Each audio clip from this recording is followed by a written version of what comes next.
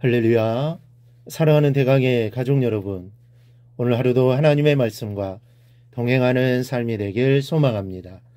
오늘 함께 나눌 하나님의 말씀은 로마서 1장 14절에서 15절 말씀입니다.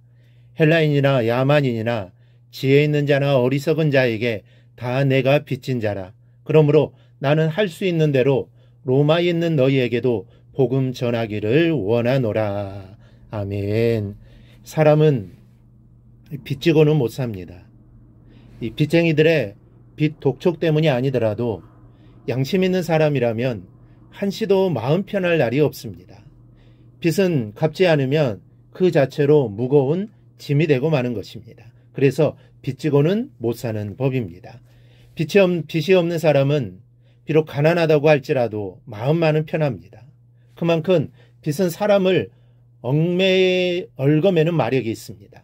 빚이 청산되지 않은 한 그 빚의 올무에서 벗어날 수가 없는 것입니다. 그래서 이 빚 때문에 가정이 파탄나거나 범죄를 저지르기도 하고 심한 경우 자신의 목숨을 스스로 끊는 경우도 비일비재합니다. 그런데 오늘 본문에서 바울은 자신을 가리켜 빚쟁이라고 합니다.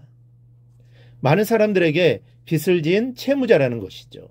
14절에서 이렇게 공포합니다. 헬라인이나 야만인이나 지혜 있는 자나 어리석은 자에게 다 내가 빚진 자라. 누구라고 할 것 없이 자기는 누구에게나 다 빚을 졌다는 것입니다. 그런데 늘 이 빚 때문에 갚기를 고민한다는 바울의 고백입니다. 이렇게 말하는 바울에게는 무엇을 발견할 수 있을까요? 첫째, 복음의 빚은 꼭 갚아야 할 빚이라는 것입니다. 빚진 것을 갚아야만 자유할 수 있습니다. 그러나 세상이 어디 그렇습니까? 빚지고도 갚지 않은 채 호의호식하는 양심이 실종된 사람이 한두 사람이 아닙니다. 그래서 빚을 받아주는 직업까지 생기게 된 것이죠. 한 번은 TV를 보는데 바로 이런 직업을 가진 사람이 나와서 하는 말을 들어본 적이 있습니다. 그 사람들 말에 의하면 채권자에게 채무자로부터 받아낸 돈의 일정량을 받기도 하고 빚 받아내기에 나선다는 것입니다. 그러나 불법적인 방법으로 하면 자신들이 범죄자가 되기 때문에 이 폭력 같은 거는 절대 쓰지 않고 빚을 받아내는데, 예를 들어 피켓했다. 이 사람은 빚이 얼마나 있었는데 그것을 갚지 않고 자신은 호의호식한다는 식의 내용을 적고 몇 날이고 가는 데마다 졸졸 쫓아다닌다는 겁니다. 그러면 대개는 창피해서라도 돈을 갚는데 이 사람에 따라 며칠 만에 끝나기도 하고 몇 달이 걸리기도 하고 끝내는 못 받아내는 사람도 간혹 있다고 합니다. 빚을 갚기는커녕 한 푼도 없다고 오리발이고 이렇게 꼭꼭 어디에다 꼭꼭 숨겼는지 국세청에서 재산 은닉한 거를 추적해도 이게 찾아낼 수가 없다고 합니다. 또 고의로 부도내고 외국으로 주랭량을 놓은 사람들 얼마나 많습니까? 그러나 여러분, 세상 빚은 어떻게 갚지 않고도 끝까지 책임을 모면하며 살 수 있을지는 모르지만 복음의 빚은 갚지 않으면 큰일 나는 빚인 것을 잊지 말아야 합니다. 그래서 고린도전서 9장 16절에서 바울은 만일 복음을 전하지 아니하면 내게 화가 있을 것이로다 라고 합니다. 이것은 바울이 부득불 복음을 전하지 않으면 안 되었던 이유입니다. 즉 바울은 복음 전파의 직분을 맡은 자로서 그 일에 소홀히 하면 하나님의 심판이 있을 줄을 알고 복음을 열심히 전했던 것입니다. 물론 그렇다고 바울이 하기 싫은 일을 억지로 하였다는 말이 아닙니다. 바울은 하나님의 심판이 두려워서가 아니라 하나님의 구원의 은혜에 감격하고 또 영혼에 대한 사랑으로 인하여 생명을 바쳐 복음을 증거했던 것입니다. 그러나 바울은 동시에 자기가 직분을 맡은 자로서 복음 증거에 소홀하면 자신에게 화가 미칠 것도 알고 있었던 것입니다.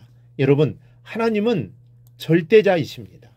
그러므로 그분의 명령 또한 절대적으로 지켜야 합니다. 그분의 명령을 거스르면 결코 심판을 피할 수 없습니다. 바울은 이 사실을 잘 알고 있었던 것입니다. 여러분, 복음을 증거하는 것이 무엇입니까? 복음 증거는 구원의 복된 소식을 증거하는 일인 동시에 하나님의 심판을 임박했음을 알리는 일이기도 합니다. 그러므로 복음 전파의 사명을 맡은 자가 복음을 증거하지 않으면 사람들로 가만히 앉아서 하나님의 심판을 당하게 하는 것이요, 이로 인해 결국 자기 사명을 다하지 못한 전도자 역시 하나님의 징계를 피하지 못하는 것입니다. 이렇듯 바울은 오직 복음을 위해 살았던 사람입니다. 그러니 복음의 빛을 외면하지 마십시오. 바울처럼 복음의 빚진 자의 심정으로 전도하며 우리는 살아야 합니다. 그것만이 하나님께서 나를 구원하신 엄청난 빚을 조금이라도 갚을 수 있는 유일한 길입니다. 이 사실을 잊지 말고 복음의 빚진 자로 살아가기를 바랍니다. 둘째, 빚을 갚으려는 의지를 발견하게 됩니다. 15절을 보면 그러므로 나는 할 수 있는 대로 로마에 있는 너희에게도 복음 전하기를 원하노라. 이 바울의 말 속에는 반드시 이 빚을 갚고야 말겠다는 단호한 의지가 엿보입니다. 빚의 중요성을 알고만 있으면 뭐 하겠습니까? 그 빚을 갚아야 합니다. 갚아야 한다는 사실을 아는 것보다는 갚는 것이 중요합니다. 무디가 어느 날 버스 정류장에서 전도하고 있었을 때입니다. 어떤 사람에게 예수 믿으시오 했더니 그 사람이 대뜸한다는 말이 내가 예수를 믿건 안 믿건 당신이 무슨 상관이요 하는 겁니다. 그때 무디는 당신이 나에게 화를 내는 것은 좋으나 그래도 예수는 믿어야 합니다 라고 말합니다. 그러자 그 사람이 당신 왜 자꾸 나를 괴롭히는 거요? 라고 따져 물었고 무디는 그것이 내 직업이요 라고 대답했습니다. 그러자 그 사람이 뭐라고 했는지 아십니까? 아, 당신 무디군요 라고 했답니다. 여러분, 우리는 누구나 하나님께 사랑의 빚을 졌습니다. 그렇다면 갚아야 하지 않겠습니까?